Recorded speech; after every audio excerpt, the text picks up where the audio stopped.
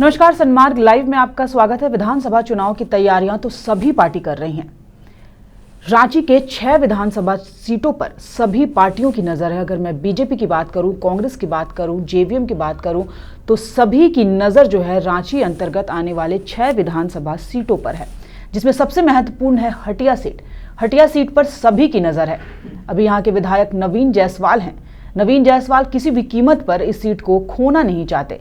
अगर मैं बीजेपी की बात करूं तो बीजेपी भी किसी भी कीमत पर इस सीट के साथ कोई समझौता नहीं करना चाहती।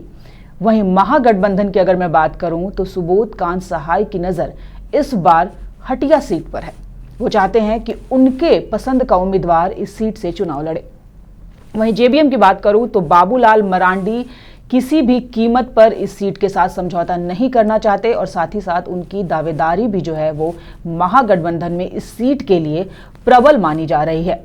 नवीन जायसवाल पहले खुद जेवीएम में थे, बाद में उन्होंने बीजेपी का रुख कर लिया और इस बार ऐसे कयास लगाए जा रहे हैं कि शायद नवीन जायसवाल का टिकट भी बीजेपी काट सकती है और इस सीट पर एक नया चेहरा ला सकती है। लेकिन बात बस यह है कि हटिया सीट इतनी महत्वपूर्ण है कि सभी की नजरें जो है इस पर टिकी है। कोई इस सीट के साथ समझौता नहीं करना चाहता। बीजेपी अपना हर एक कदम फूंक फूंक कर रख रही है। नए उम्मीदवार इस बार वो उतारना चाहती है। लोकसभा के साथ साथ चाहती है कि विधानसभा में भी जैसा मैजिक लोकसभा में दिखा वैसा ही मोदी मैजिक जो है वो विधानसभा चुनाव में भी बीजेपी चाहती है कि दिखे और इस सीट का वो पूरा फायदा उठाएगी।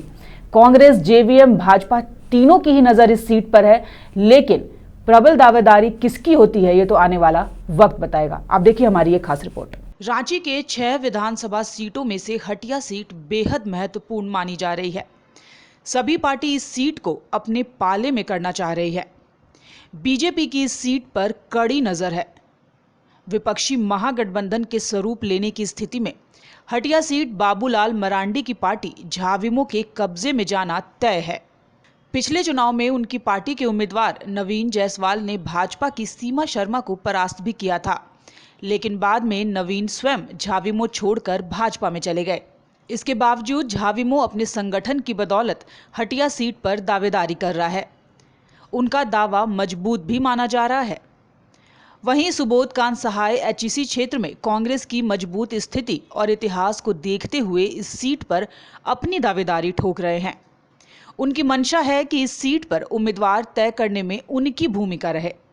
ऐसे में नवीन जायसवाल के पार्टी छोड़ने के बाद हटिया से कोई मजबूत चेहरा झाविमो के पास नहीं है। एक नए फॉर्मूले पर दोनों दल बात कर रहे हैं। फॉर्मूला यह है कि अगर झाविमो के पास मजबूत उम्मीदवार ना हो तो कांग्रेस के उम्मीदवार को झाविमो अपनी पार्टी से लड़वा ले। दूसरी ओर ऐसे कयास लगाए जा रहे हैं कि बीजेपी इस सीट को लेकर कोई गलती नहीं करना चाहती, इसलिए नवीन जायसवाल का टिकट इस बार इस सीट से कट सकता है। सूत्रों के मुताबिक आगामी झारखंड विधानसभा चुनाव के लिए भाजपा ने अपना चुनाव प्रभारी और सह चुनाव प्रभारी भी चुन लिया है। साथ ही पार्टी राज्य में मोदी मैजिक को भुनाते हुए इस बार विधानसभा चुनाव में भी कई नए चेहरे को मैदान में उतारेगी, जिसमें दीपक प्रकाश, सुबोध सिंह गुड्डू का नाम उभर कर सामने आ रहा है। वहीं आजसू भाजपा गठबंधन तो तय है। इस कारण भी नवीन जायसवाल की मुश्किलें बढ़ सकती हैं। इनके रास्ते की सबसे बड़ी दिक्कत आने वाले दिनों में सीमा शर्मा बनने जा रही हैं।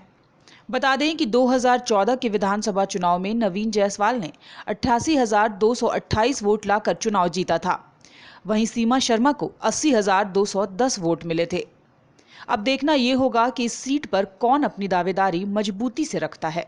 तो आपने देखा कि हटिया विधानसभा सीट पर सबकी पैनी नजर है। कांग्रेस से लेकर बीजेपी, बीजेपी से लेकर जेवीएम, यानी महागठबंधन भी इस सीट के साथ समझौता नहीं करना चाहता और बीजेपी का रुख तो साफ है कि वो यह सीट कतई महागठबंधन के पाले में नहीं जाने देगी। अभी देखने वाली बात होगी कि इस सीट पर प्रबल दावेदारी किसकी होती है, कौन इस सीट पर अपनी जीत सुनिश्चित कर पाता है। आप सन्मार्ग लाइव के साथ जुड़े रहिए, बने रहिए और हमारा चैनल सब्सक्राइब करना मत भूलिए। नमस्कार।